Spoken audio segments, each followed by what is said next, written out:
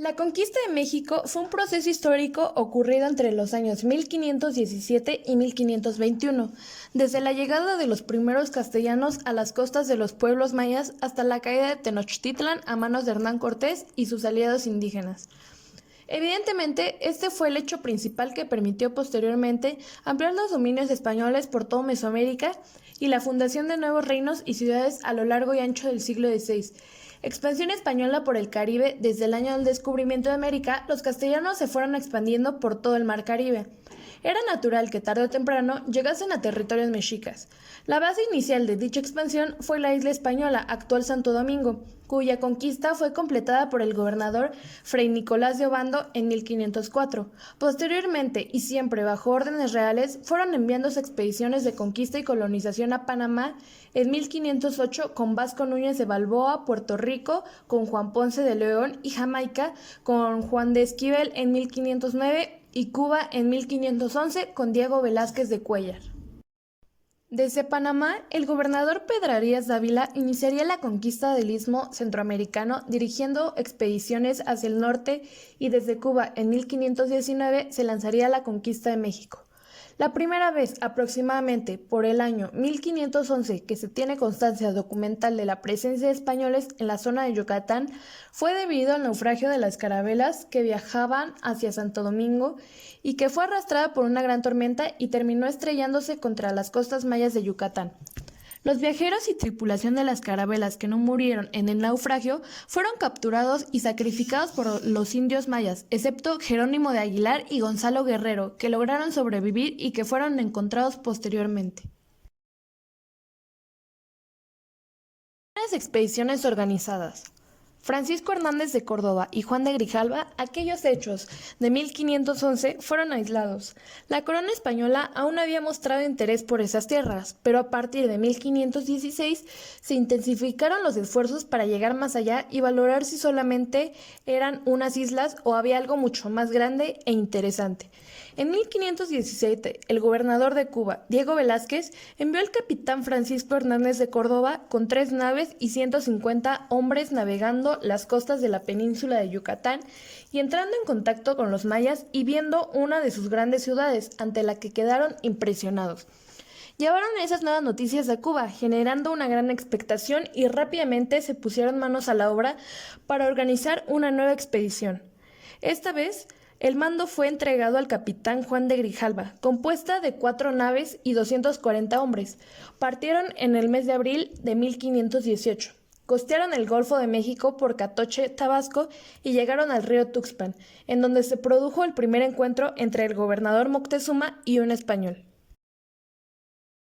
Ruta de Cortés desde Veracruz hasta Tenochtitlan. Expedición de Hernán Cortés. Tras el éxito de estas últimas expediciones, Diego Velázquez no tardó en preparar una nueva aventura para continuar explorando las costas mexicanas, buscando algún punto conveniente para poblar y fundar ciudades, aunque este no era oficialmente el motivo de la misma, sino comercializar y explorar únicamente. Aún no sabían que en el interior de esas costas se encontraba el gran imperio azteca, si bien y habían oído algunas historias sobre grandes ciudades y riquezas. El capitán elegido para esa expedición de conquista de México fue Hernán Cortés. Rápidamente se pusieron en marcha los preparativos y lograron reunir 11 naves, 550 hombres y 16 caballos.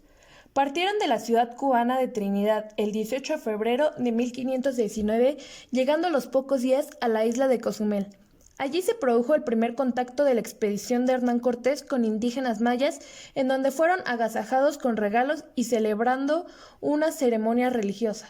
Pero el tema religioso no gustó mucho a los españoles, que intentaron convencer a los jefes mayas de que su dios era mejor que los suyos, y sin avisar agarraron los ídolos mayas y lo lanzaron por las escaleras del templo, sustituyéndolos por una cruz y una imagen de la Virgen. Los jefes mayas trataron de mantener la calma y no entrar en conflicto con sus invitados, pero finalmente, y en paz, partieron y fueron en búsqueda del río de Grijalva. Batalla de Centla. La expedición llegó el 11 de marzo de 1519 a la desembocadura del río Grijalva, junto a la ciudad de Potonchán, donde se produjo la primera batalla de la expedición de la conquista de México. Fueron atacados por los indios chontales. Hernán Cortés intentó tomar la ciudad mediante una maniobra de distracción, pero fueron sorprendidos y tuvieron que atacar de frente a los numerosos indios, venciéndoles tras una dura batalla, la primera entre mayas y españoles. La ciudad fue tomada en nombre del rey de España y se realizaron todos los trámites legales y se fundó la villa de Santa María de la Victoria, primer ciudad hispana construida en Mesoamérica. En este lugar fue donde los caciques mayas entregaron a varias mujeres a los capitanes españoles como símbolo de paz y amistad entre ambos pueblos. Entre ellas la famosa Malinche, que actuaría de intérprete entre el maya y el náhuatl. Allí pasaron varios días para descansar y curar a los heridos y finalmente partieron hacia el norte costeando la costa del Golfo de México hasta llegar a San Juan de Ulúa, en donde fundaron la Villarrica de la Veracruz. Fundación de Veracruz. Fue aquí, en la Villarrica de la Veracruz, donde los españoles establecieron contacto por primera vez con emisarios del Tlatoani Moctezuma, para informarle sobre quiénes eran y qué querían esos extranjeros recién llegados. Estos les dijeron que no tenían nada que temer, que solo querían explorar y comerciar con los nativos. Fueron agasajados por los jefes nativos y se realizaron celebraciones con demostración de la caballería y la infantería española.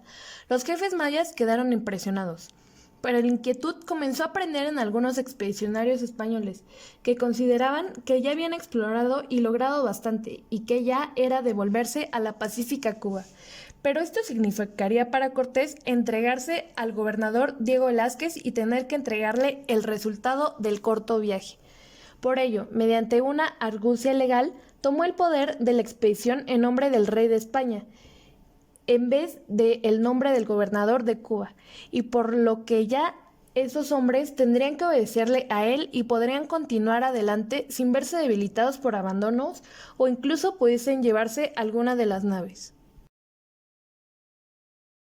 Los totonacas, primeros aliados de Hernán Cortés.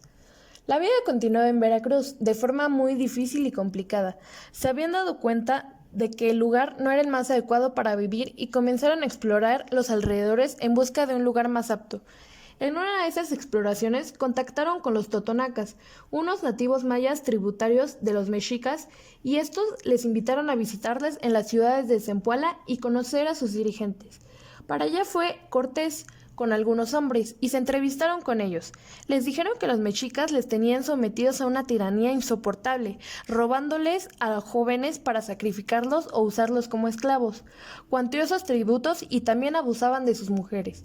Cortés vio la oportunidad y les ofreció aliarse con ellos para quitarse el yugo mexica de encima. Los totonacas aceptaron sin dudarlo. Estos indígenas serían los que posibilitaron, junto a otros muchos, la conquista de México por los españoles gracias a su apoyo local y el aporte de numerosos guerreros. Partida a Tenochtitlan. Una vez asegurada la alianza con los totonacas y reforzadas las defensas de Veracruz, Cortés dio 2 nuevos golpes a mano para afianzar la expedición. Envió una nave con emisarios a Castilla para informar y justificar sus acciones ante el rey Carlos I de España. Ante las insistentes protestas de los partidarios de regresar a Cuba, embarrancó las naves que les quedaban para evitar la huida de estos descontentos, que tuvieron que tragarse sus protestas y seguir colaborando en esa alocada aventura. A mediados de agosto de 1519 ya tenían todo preparado y partieron hacia la capital mexica. La expedición estaba compuesta por 15 caballos, 400 soldados de infantería, 200 cargadores y 1000 totonacas. Por el camino fueron visitando diversos pueblos que les dieron una buena acogida, proporcionándoles alojamiento y alimento. Pero el camino de las Rosas, que parecía que estaba haciendo esta conquista de México, terminó a las puertas de la ciudad de Tlaxcala, un pueblo que no había sido juzgado nunca por los mexicas y que quería mantener su identidad e independencia. Recibieron a los extranjeros y sus aliados totonacas atacándolos frontalmente, pero fueron rechazados por la artillería y la caballería españolas, que le pusieron en fuga capturando a sus jefes. Finalmente no tuvieron más remedio que rendirse y aliarse con los españoles, al darse cuenta que no eran aliados de los mexicas, sus grandes enemigos. Estos Estos hechos llegaron a conocimientos de Moctezuma, que continuó enviando emisarios invitando a los españoles a volverse atrás y no seguir su camino hacia Tenochtitlan, pero no hicieron caso y siguieron adelante. En estos días ocurrió un hecho mágico. Una pequeña expedición de españoles comandada por el capitán Diego de Ordaz vieron que el volcán Popocatépetl estaba en erupción y decidieron subir a verlo más de cerca. Cuando llegaron a la cima, quedaron sorprendidos cuando pudieron contemplar todo el Valle de México, con Tenochtitlan en el centro del lago. Fue la primera vez que un europeo veía semejante espectáculo. Llegada de los españoles a la ciudad sagrada de Cholula. Descansaron varias semanas en Tlaxcala y un día llegaron varios emisarios de la ciudad sagrada de Cholula invitándoles a visitarles, pero los tlaxcaltecas les avisaron de que podía ser una traición. Cholula era aliada de los mexicas y grandes enemigos suyos, pero la conquista de México no podía frenarse mucho tiempo. Cortés no hizo caso y salió en dirección a esta nueva ciudad. Allí ya les estaban esperando los máximos mandatarios cholultecas que atendieron muy amablemente y agasajaron a sus visitantes, pero al poco tiempo fueron desentendiéndose de los españoles y provocaron la ira de Cortés, que protestó a los caciques nativos, además de interrogarles por una serie de detalles que habían podido observar y que les hizo sospechar que había alguna traición preparada en su contra. Efectivamente, tuvieron que reconocer que habían recibido órdenes de Moctezuma de enfrentarles en la ciudad y que a las afueras de la misma había un ejército mexica esperando para acabar con ellos. La reacción española y tlaxcalteca fue inmediata y tomaron violentamente la ciudad, acabando con multitud de choltultecas, asesinándolos principalmente por los tlaxcaltecas, que eran enemigos suyos. La ciudad antes de Tenochtitlan había caído. Ya solo quedaba descansar tras esas luchas y preparar la entrada de la capital mexica.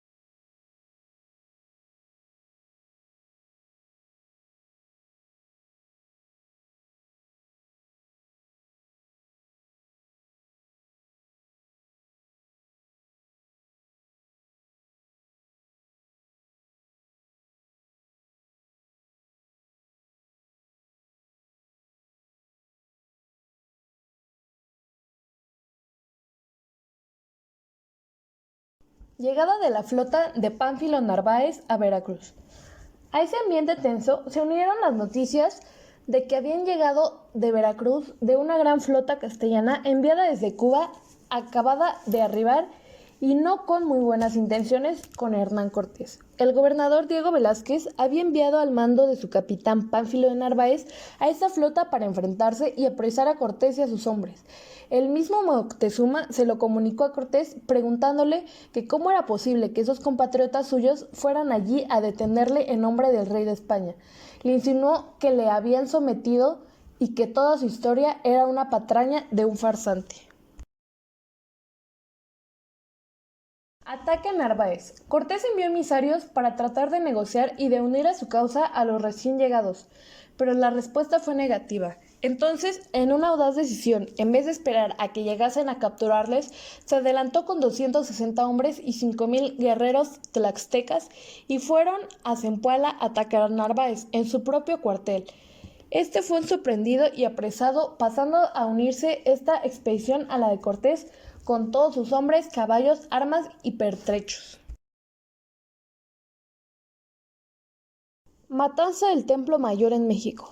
En la capital mexica se dio por segura la derrota de Cortés, lo que provocó que al ver reducida la presencia española en la ciudad fuera aprovechado para atacarlos y tratar de terminar con ellos de una vez.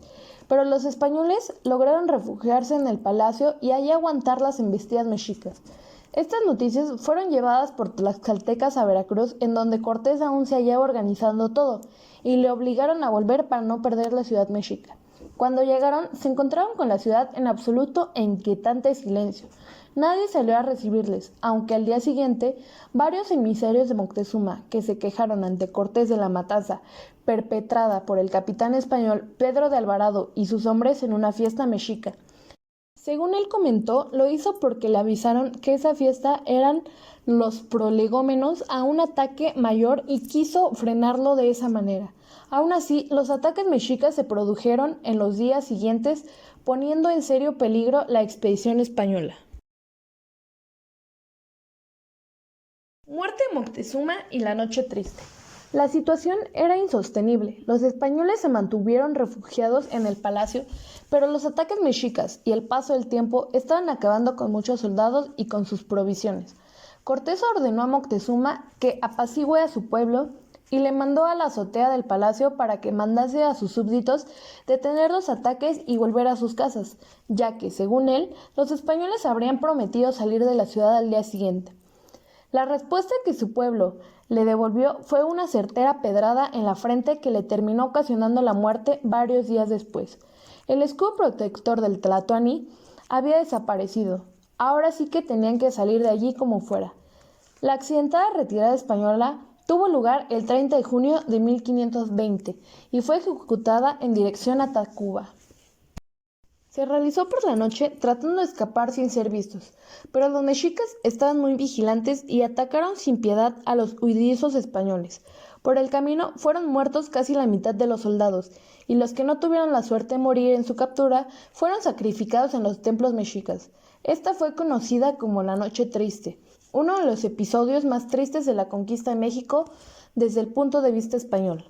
Una vez en Tacuba, optaron por pedir auxilio a sus aliados tlaxtecas, pero por el camino se encontraron un pequeño obstáculo en forma de ejército mexica de unos 40,000 soldados esperando para acabar con ellos. La batalla de Otumba. Otumba es una amplia llanura. No había recoveco o colina donde refugiarse y preparar la defensa. Además, estaban agotados de los hechos ocurridos en los últimos días y no contaban con ninguna artillería ni armas al alcance. El ataque frontal era un suicidio. Había que tomar una decisión rápida y eficaz. La batalla de Tumba había empezado. Los nativos atacaban a los 440 soldados españoles que se defendían con formaciones compactas. Hernán Cortés vio la única forma de salir de esa situación: atacar al capitán general del ejército mexica. Al ver sus penachos, plumas y ricos adornos, se lanzaban contra él y lo hirieron, y le quitaron el estandarte. La estampida del ejército mexica fue inmediata. El milagro se había producido. Los españoles llegan a Tlaxcala. El diezmado ejército de españoles y aliados indígenas Llegaron a Tlaxcala, donde fueron bien recibidos y sin más dilación comenzaron a preparar el contraataque contra Tenochtitlan.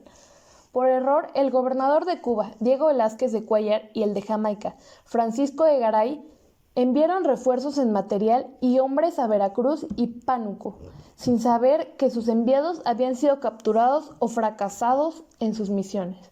Los hombres de Cortés acogieron de muy buen grado estos regalos. También se dedicaron a forjar nuevas alianzas con otros pueblos mesoamericanos, logrando con ello más guerreros y material. El ataque definitivo contra Tenochtitlan se realizaría desde dos lugares y estrategias distintas: por las calzadas cerrando la salida y entrada de los hombres y víveres, y por la laguna mediante la construcción de varios pequeños bergantines que bloqueasen las operaciones y la huida. El 28 de diciembre de 1520 partieron de Texcoco 550 soldados, varios miles de guerreros tlaxcaltecas, 40 caballos y 8 cañones pequeños. Todo está preparado para la acción que se iniciaría el 28 de abril de 1521.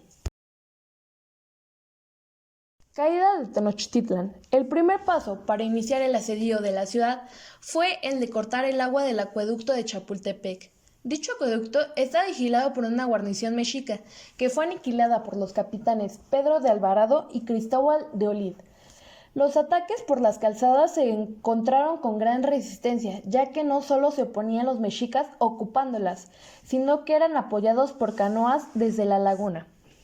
Para debilitar esta resistencia, Cortés atacó dichas canoas y las calzadas con sus 13 bergantines. Los combates duraron varios días, en que había que ganar metro a metro las calzadas, y cuando se ganaba ese metro, las construcciones que había se derruían para que no sirviesen de refugio a los mexicas. Viendo los avances y la virulencia de la batalla, Cortés envió a 3 emisarios mexicas capturados para ofrecer la paz a Cuauhtémoc, pero este la rechazó. La guerra era vida o muerte. Cuando los españoles junto a tlaxtecas y los totonacas llegaron a la zona del Templo Mayor, la suerte ya estaba echada. Cuauhtémoc intentó huir en una canoa, pero fue capturado por soldados españoles. Tenochtitlan había caído y con ella se complementaba la conquista de México, creándose un nuevo territorio llamado Nueva España.